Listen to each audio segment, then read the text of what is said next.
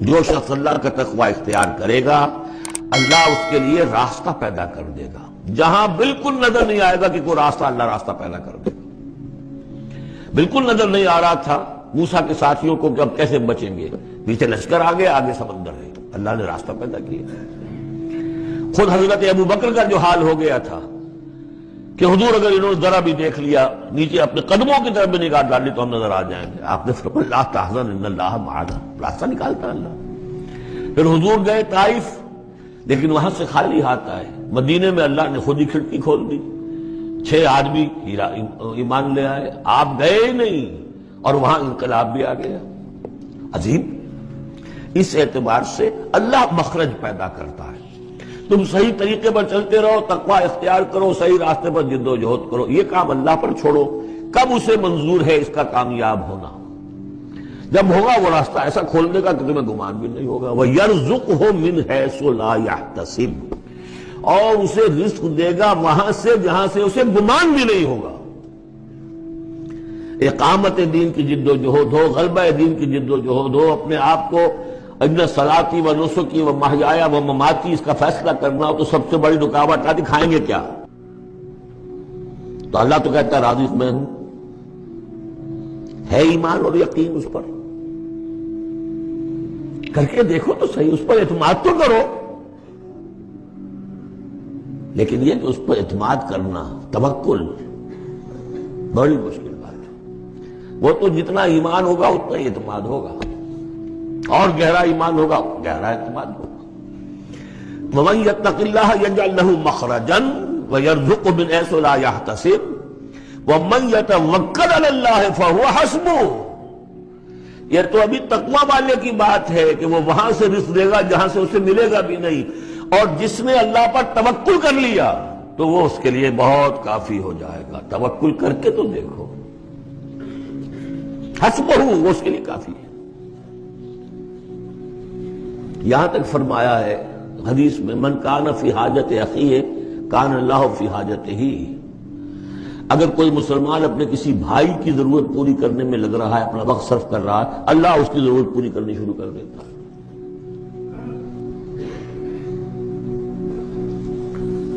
فکر ماں در کار ماں آزار ماں، کار ساز ماں بے فکر کار ماں، یہ فارسی شاعری کے اندر یہ دینی حقائق ہیں۔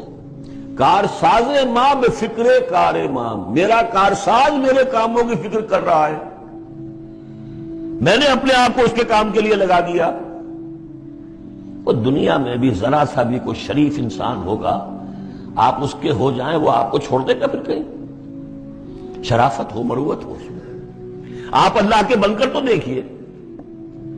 پھر وہ کارساز ہے، کارساز ماں بے فکر کار ماں، فکر ماں در کار ماں آزار ماں۔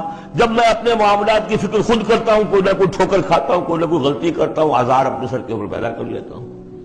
اپنے آپ کو حوالے کرو، اس کا نام ہے تفویض الامر الی اللہ، افوض امری الی اللہ ان اللہ بصیر بالعباد۔ ان اللہ بالغ امرہ، اللہ تعالیٰ تو اپنا معاملہ تو پورا کر کے ہی رہتا ہے، وہ تو دین کو غالب کرنا ہے، کرنا ہی ہے۔ کون اس کے اندر نفع کما گیا، کون محروم رہ گیا، یہ ان کی قسمت ہے۔ ابو بکر اور عمر اور عثمان اور علی اور عبد الرحمن ابن عوف یہ اپنی بازی جیت گئے، ابو جہل ابو لہب محروم رہ گئے۔ یہ تو اب ان کا معاملہ ہے، اللہ تو اپنی بات پوری کرا دے گا، اور اس دنیا کے ختم ہونے سے پہلے پہلے پورے کل ارضی پر اللہ کا دین غالب ہوگا، یہ ہونا ہے۔ دیکھنا یہ ہے کہ تم اس بہتی گنگا میں کو ہاتھ دھونے کو تیار ہو یا نہیں، یا تم محرومین کی فہرست میں اپنے آپ کو لانا چاہتے ہو۔ بس اپنا تن من دھن لگا دو اس کے اندر، تمہاری ہڈیوں کا چورا ہو کر بھی اس نئی تعمیر کی بنیادوں میں اگر لگ جائے تو بہت بڑی کامیابی ہے۔ قد جعل اللہ لکل شیء قدرا، بہت عمدہ مقام ہے، اللہ نے ہر چیز کے لیے ایک اندازہ مقرر کیا ہوا ہے، کب اللہ کی مدد آئے گی یہ بھی اس نے طے کیا ہوتا ہے۔ You have to qualify, pre qualification conditions ہیں، تب مدد آئے گی، یوں نہیں آتی مدد۔ اپنا سب کچھ لگا دو پھر کہو کہ اللہ میری 15 برس کی کمائی کل میدان میں میں نے وجود ڈالی ہوئی ہے، 15 برس کی کمائی، دن کی اور رات کی کوششیں ہیں میری، صبح اور شام کی کوششیں ہیں میری، 15 برس وہ میدان میں میں نے لا کے ڈال دی۔ تب پکارو اللہ کو۔ اپنا مال بچا کے رکھنا ہے، اپنی مستقبل کو بھی بچانا ہے، اپنی اولاد کو بھی بچانا ہے، اور اللہ کا دین غالب ہو جائے، کہیں نام لکھا کے کسی جماعت میں شامل ہو کر بڑا تیر مار دیا، گویا کہ اللہ تعالیٰ تو جانتا ہی نہیں۔ کتنی کنٹریبیوشن ہے، کتنا اثار ہے، کتنی قربانی ہے، کتنا وقت ہے، کتنی محنت ہے، اللہ جانتا۔ نہ کوئی غم کرو نہ خوف، خوشیاں مناؤ جنت کی جس کا تم سے وعدہ کیا گیا تھا۔ اللہ کی ربوبیت پر اطمینان جب انسان کو ہو جاتا، میرا رب اللہ ہے، ربی اللہ، انسان کے لیے نہ کوئی کھٹکا، نہ کوئی خطرہ، نہ کوئی خوف، نہ کوئی حزن۔ جو کچھ ہو رہا ہے کس کے اذن سے ہو رہا ہے؟ اللہ کے اذن سے۔ اللہ کے اذن کے بغیر پتہ تک نہیں ہلتا۔ یہ کوئی اندھا بہرا مادہ نہیں ہے جس سے مجھے کوئی خوف ہو۔ اندھا بھینسا چلا رہا ہو اس سے تو ڈرنے کا ہر انسان کو ڈرنا چاہیے، نہ معلوم کس کو ٹکر مار دے، لیکن نہیں، اس کائنات کو چلانے والا ایک سمیع و بصیر خدا ہے، وہ جو میرا دوست ہے، میرا ولی ہے۔ اللہ ولی الذین آمنوا یخرجہم من الظلمات الی النور۔ اللہ اہل ایمان کا ولی ہے، ساتھی ہے، پشت پناہ ہے، مددگار ہے، حمایتی ہے۔ بتائیے جسے یقین ہو جائے کہ اللہ میرا مددگار، اللہ میرا محافظ، اللہ میرا پشت پناہ، اللہ میرا حمایتی، اس کے لیے کوئی خوف ہوگا؟ اس سے کوئی ڈر ہوگا؟ میں مثال دیا کرتا ہوں ایک بہت سادہ، پنجاب کے دیہات کی۔ تو بڑا چودھری ہے اور کوئی غریب کسان ہے۔ اس غریب کسان کے جانوروں کو ہر وقت اندیشہ ہوگا چوری کا، کوئی میری بھینس کھول کر نہ لے جائے، کوئی میرا بیل کھول کر نہ لے جائے۔ لیکن جس کے بارے میں یہ سب کو معلوم ہو کہ وہ جو بڑا چودھری ہے وہ اس کا دوست ہے، اس کی بچیا کو کوئی خوف ہوگا؟ اس کی بھینس پر کوئی ہاتھ ڈالے گا؟ اسے کوئی اندیشہ ہوگا؟ نہیں۔ کیوں؟ کہ وہ بڑا چودھری، بڑا اس کا یہاں کا سردار، جاگیردار، سب کو معلوم ہے وہ میرا دوست ہے، کوئی میرے خلاف اقدام نہیں کر سکتا۔ اس دنیا میں یہ چھوٹی سی بات اگر آپ کے دلی اطمینان اور سکون کا باعث بن سکتی ہے تو ذرا تصور کیجئے۔ میں لفظ تصور استعمال کروں گا صرف اس لیے کہ اس کا ہم جس کو کہتے ہیں ادراک اور شعور کر نہیں سکتے، اگر کے ساتھ کر سکتے۔ اگر یقین ہو کہ اللہ میرا مددگار اور یقین ہو کہ اللہ ہر آن میرے ساتھ ہے، پھر کوئی خوف؟ کس کا خوف؟ کوئی شے اللہ سے بالا تر ہے؟ کوئی قوت اس سے زیادہ طاقتور ہے؟ کوئی اس کے ارادے کو بدلنے والا ہے؟ کوئی اس کی مشیت کے آڑے آنے والا ہے؟ یہی بات ہے جو حضور نے فرمائی، یہ ایمان کا حاصل ہے لب لباب، کہ دیکھو اچھی طرح اس بات کو ذہن نشین کر لو، اگر تمام انسان مل کر تمہیں کوئی نقصان پہنچانا چاہے نہیں پہنچا سکتے، مگر جو کچھ اللہ نے لکھ دیا ہو، اور تمام انسان مل کر تمہیں کوئی نفع پہنچانا چاہے نہیں پہنچا سکتے، مگر وہ شے جو اللہ نے طے کر دی۔ آپ پھر میں کہوں گا ذرا طاری کیجئے، اسے فرض کیجئے، اسے سوچئے۔ اگر اس حدیث پر ہمارا دل ٹھکا ہوا ہو تو کسی سے ڈر ہوگا؟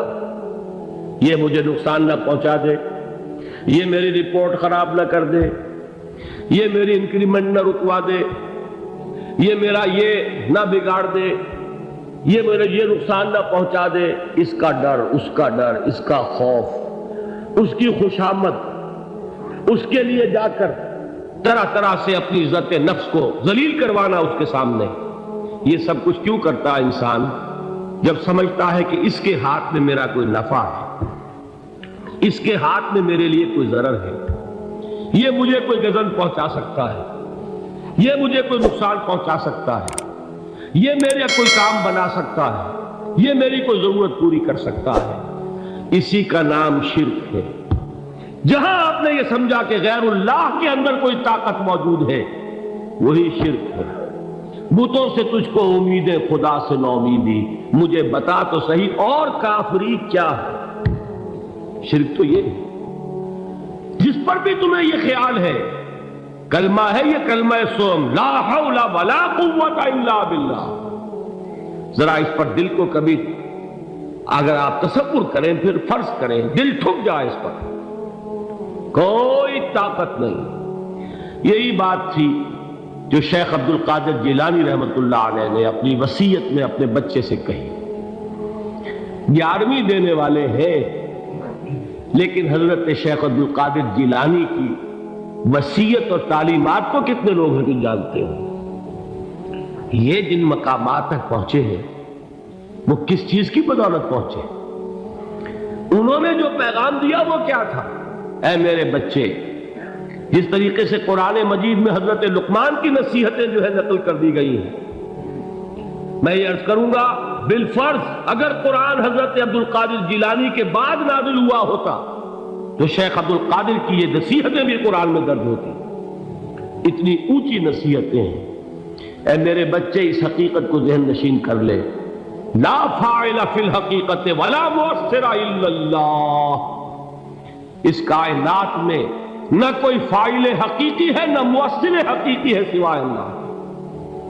کسی شے میں کوئی تاثیر نہیں اگر اللہ نہ چاہے، آگ جلا نہیں سکتی اگر اللہ نہ چاہے، پانی ڈبو نہیں سکتا اگر اللہ نہ چاہے، زہر ہلاک نہیں کر سکتا اگر اللہ نہ چاہے، کوئی چیز فائدہ نہیں پہنچا سکتی اگر اللہ نہ چاہے۔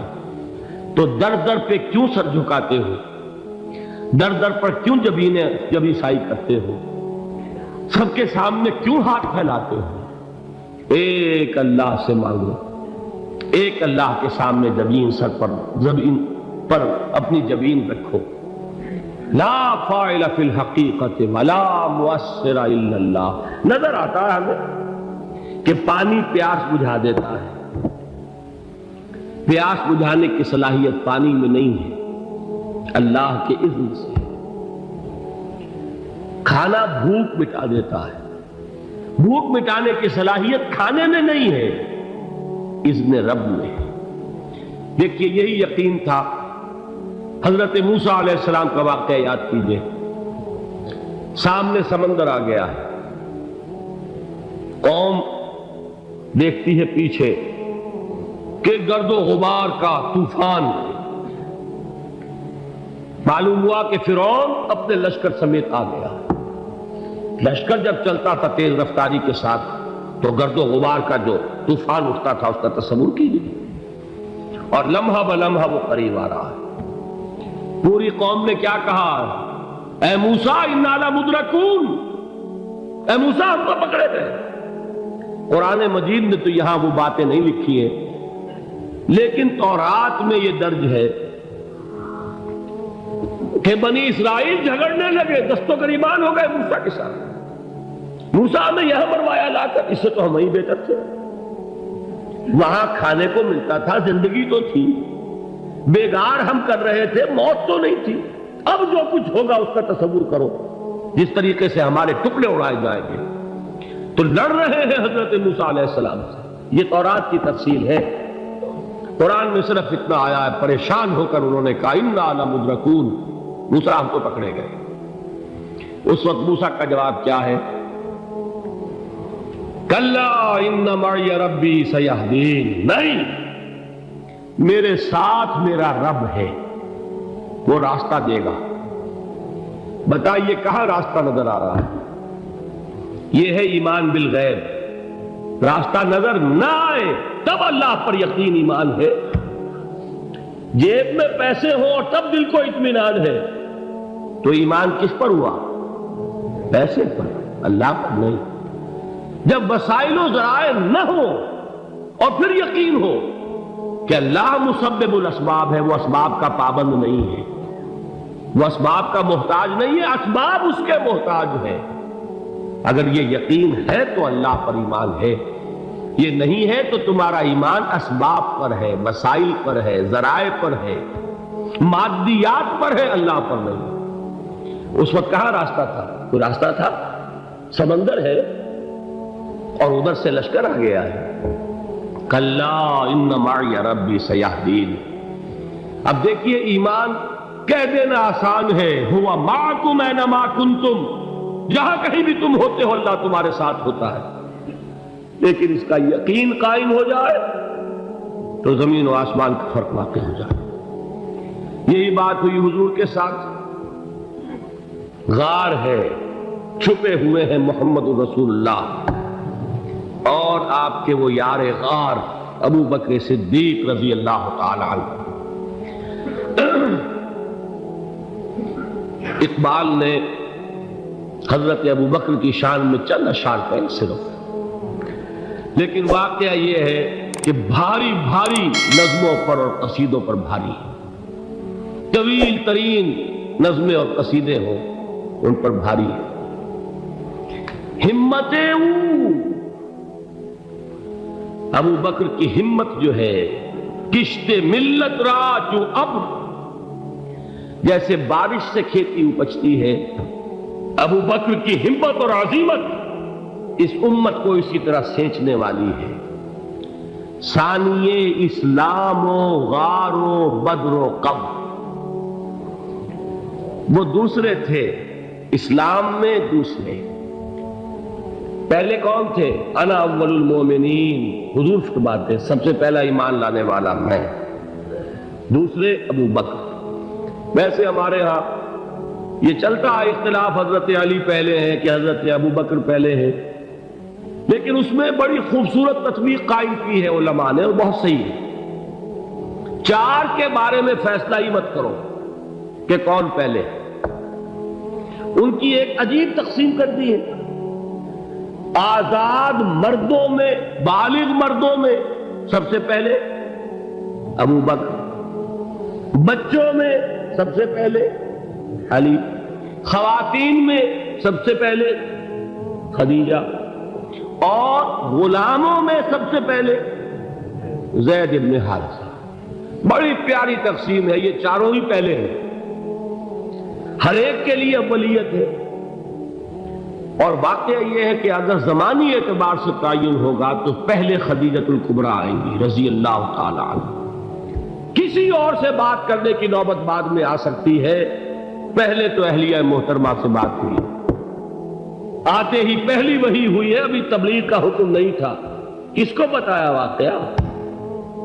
ابھی اپنی نبوت کی تبلیغ کا تو حکم ہی نہیں آیا، واقعہ کس کا ہے؟ وہ خدیجہ کا ہے۔ جب کہا ہے کہ خشیت علی نفسی، مجھے اپنی جان کا اندیشہ ہے، تو کیا جواب دیا خدیجہ نے رضی اللہ تعالی عنہا؟ وہ صدیقۃ الکبریٰ ہے۔ صدیقات جو ہے خواتین، ان میں چوٹی پر خدیجۃ الکبریٰ ہے رضی اللہ تعالی عنہ، اور صدیق جو مرد ہیں ان میں صدیق اکبر ہے ابو بکر صدیق رضی اللہ تعالی عنہ، لیکن صدیقات میں چوٹی پر۔ جب حضور نے فرمایا خشیت علی نفسی، کیا فرمایا؟ کیا عرض کیا؟ کیسے تسلی دی؟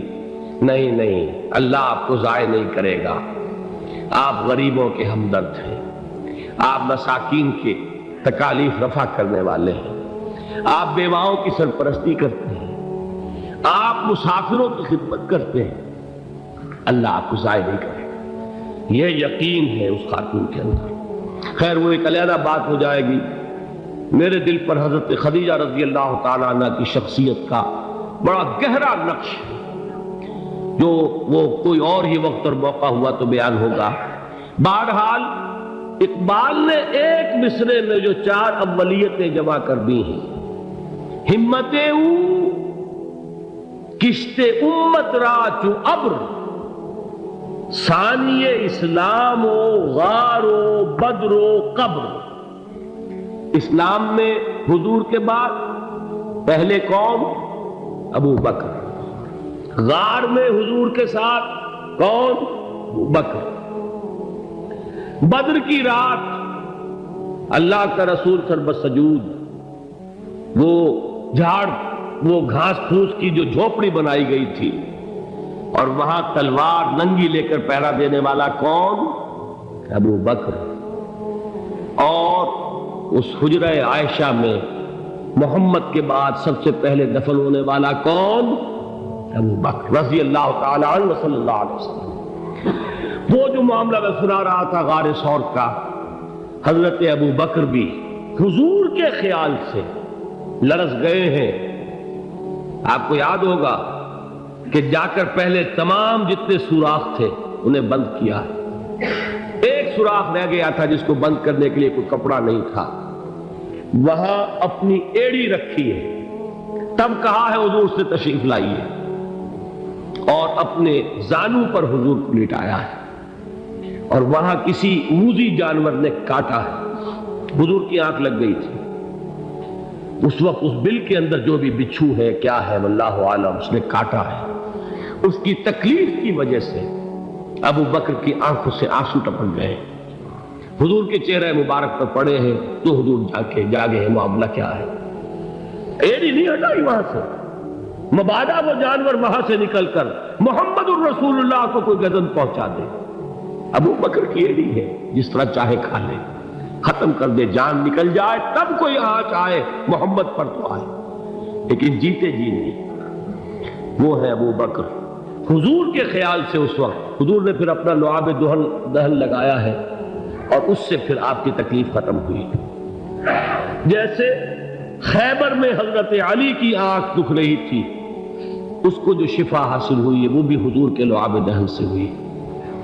تو بہرحال اس وقت انہوں نے کہا ہے کہ اے نبی یا رسول اللہ، اگر اس وقت ان میں سے کسی نے غیر ارادی طور پر بھی اپنے قدموں کی طرف جھانک لیا تو پکڑے جائیں گے۔ کیا جواب تھا اللہ کے رسول کا؟ لا تحزن ان اللہ معنا، اللہ ہمارے ساتھ ہے، کیوں گھبراتے ہو ابو بکر؟